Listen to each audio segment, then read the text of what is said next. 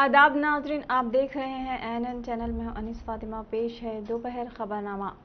वज़ीर information technology K.T.. Rama Rao ने IT and industries की सालाना रिपोर्ट साल 2020 और 21 की पेश करते हुए बताया कि तेलंगाना में आईटी शोबा और हैंडलूम टेक्सटाइल कोरोना वबा के बावजूद वज़ीर आला के चंद्रशेखर राव की क़ियादत में मुल्क भर में मिसाली बनकर उभरा है। उन्होंने बताया कि साल 2019 और 20 में 1,28,000 करोड़ रुपए का एक्सपोर्ट किया गया था। इसमें इजाफा होते हुए साल 2020 और 21 में 1,45,000 रुपये एक्सपोर्ट किया गया है। इसी तरह आईटी शोबे की आमदनी ज़राए में भी मुल्क भर की आमदनी ज़राए से काफ़ी ज़ायद है। के.टी. रामा राव ने बताया कि आईटी और इंडस्ट्रीज़ में रास्त और बिलरास्त तौर पर 6 लाख अफराद को मुलाजमतें फराहम की गईं। इस मौके पर प्रिंसिपल सेक्रेटरी महकमा सनत J S. Ranjan, principal secretary handloom Shailaja, industry commissioner Manik Rao और दीगर भी मौजूद थे।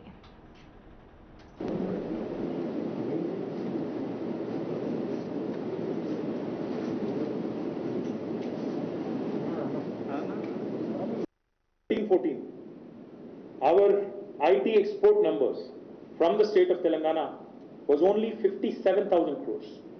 And in the last 7 years, if you look at it, now we are at 1,45,626 crores.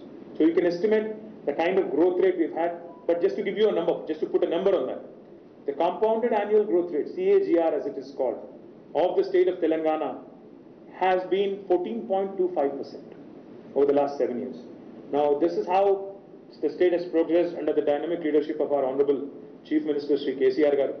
వారి నాయకత్వంలో అటు అగ్రికల్చర్ కానీ, ఇరిగేషన్ కానీ, పవర్ సెక్టర్స్ కానీ, గ్రామీణ ప్రాంతాలు కానీ ఒకవైపు దూసుకొని పోతున్నాయి. దాంతోపాటు ఇటు సమాంతరంగా ఇటు పట్టణ ప్రాంతాల్లో అభివృద్ధి, పట్టణాభివృద్ధి కానీ, పారిశ్రామికాభివృద్ధి కానీ, ఐటీ పురోగతి కానీ సమాంతరంగా జరుగుతోంది. Telangana is a unique model because ఇటు కొంత అటు గ్రామీణ ప్రాంతాలు, రూరల్ అర్బన్ డివైడ్ అని మాట్లాడతారు, డిజిటల్ డివైడ్ అని మాట్లాడతారు ప్రపంచవ్యాప్తంగా. కానీ ఆ డివైడ్ అనేది లేకుండా, వ్యత్యాసం అనేది లేకుండా అన్ని రంగాల్లో సమతుల్యమైన అభివృద్ధి సాధిస్తున్న ఒక అరుదైన రాష్ట్రంగా తెలంగాణను మనం చెప్పుకోక తప్పదు. అది కేవలం గౌరవ ముఖ్యమంత్రి గారి నాయకత్వం వల్ల జరుగుతోందనే మాటని మళ్ళీ ఒకసారి తెలియజేస్తూ జస్ట్ పుట్ वज़ीर ज़राअत सिंगी रेड्डी निरंजन रेड्डी ने वनापर्ती का दौरा करते हुए किसानों को भरोसा दिलाया कि बारिश की वजह से उनके होने वाले नुकसानात की पाबजाई हुकूमत की जानिब से की जाएगी। उन्होंने बताया कि वज़ीर आला के चंद्रशेखर राव ने किसानों की अराज़ियात को पानी सैराब करने के लिए बड़े पैमाने पर इक़दाम करते हुए आबपाशी प्रोजेक्ट्स के तामीरी कामों को तेज़ी के साथ पाए तकमील कर रहे हैं, जिसकी वजह से किसानों की लाखों एकड़ अराज़ियात को पानी सैराब किया जा रहा है। वज़ीर ज़राअत जी निरंजन रेड्डी ने बताया कि हुकूमत की जानिब से रैतु बंधु स्कीम के तहत दी जाने वाली रकम 15 जून से बैंक अकाउंट्स में जमा कर दी जाएगी।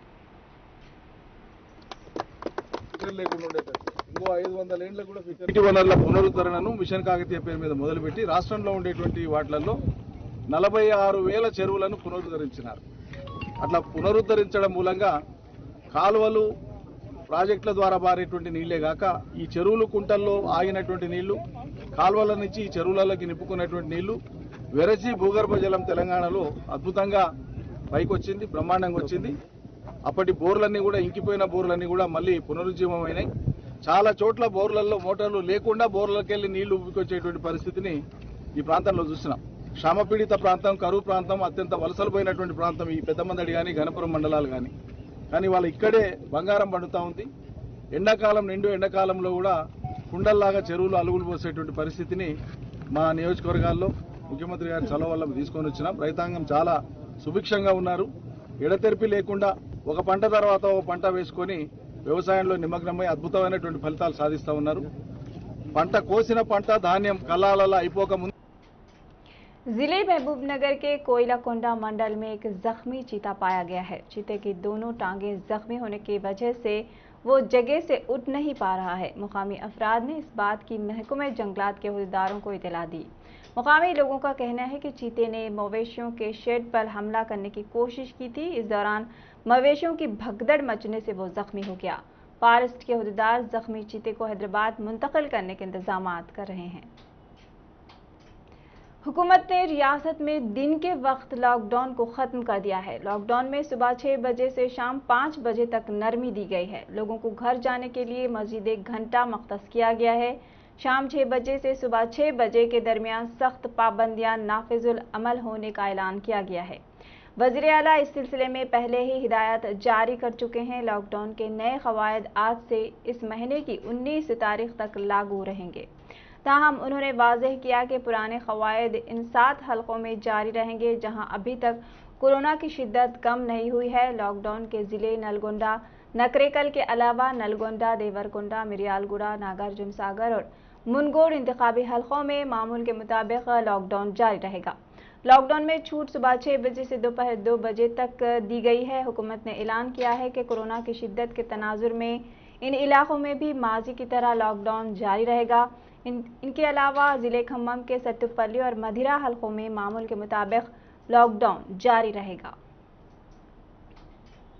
हैदराबाद महकमे मौसमियात ने रियासत को रेड अलर्ट इंतबा दिया है। हुक्काम ने बताया कि तूफान का असर शुमाली बंगाल के आसपास के इलाकों में ज़्यादा होने के बायस भारी बारिश का इंतबा दिया गया है।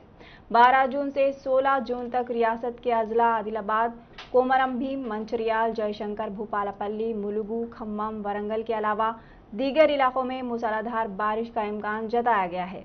महकमे मौसमियात ने जुनूब मगरिब मानसून मुतहरिक होने का इंतबा दिया है। ताहम शहर हैदराबाद में इसका असर कम रहेगा, जिसके नतीजे में बारिश कम होगी जबकि मतरा अबर आलूद रहेगा।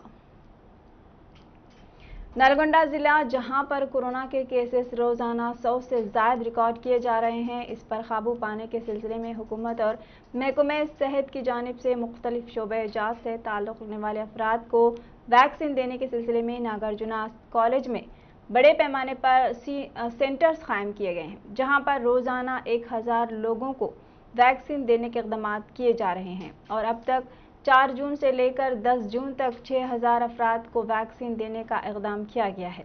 वैक्सीन लेने के लिए नागार्जुन कॉलेज को मर्द व ख़वातीन सुबह की अवलिन सातों से कतार में खड़े होते हुए अपनी बारी का इंतज़ार करते नजर आ रहे हैं।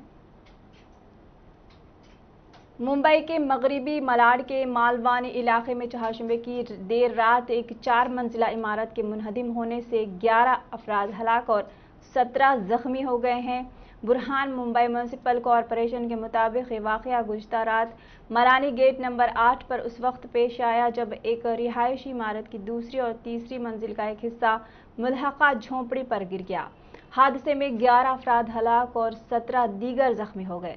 ज़राए से मौसूला ताज़ा तरीन इतलात के मुताबिक राहत व बचाव कार्रवाइयाँ जारी हैं और जख्मियों को नज़दीकी अस्पताल में दाखिल कराया गया है। शहर में चहारशंबे के रोज़ मानसून की मूसलाधार बारिश हुई थी और इसी वजह से ये वाक़या पेश आया है।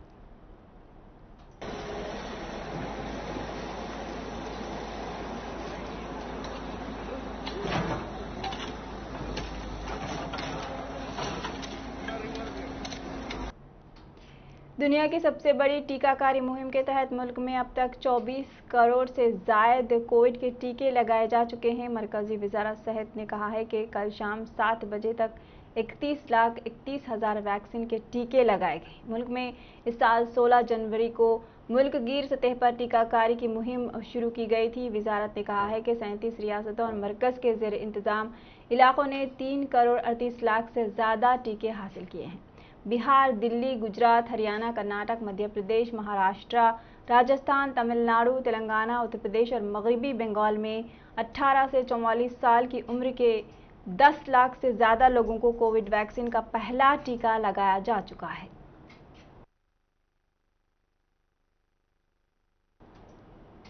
दोपहर खबरनामे में फिलहाल इतना ही। एनएन पर खबरों का सिलसिला जारी है। देखते रहिए एनएन चैनल। अल्लाह हाफ़िज़।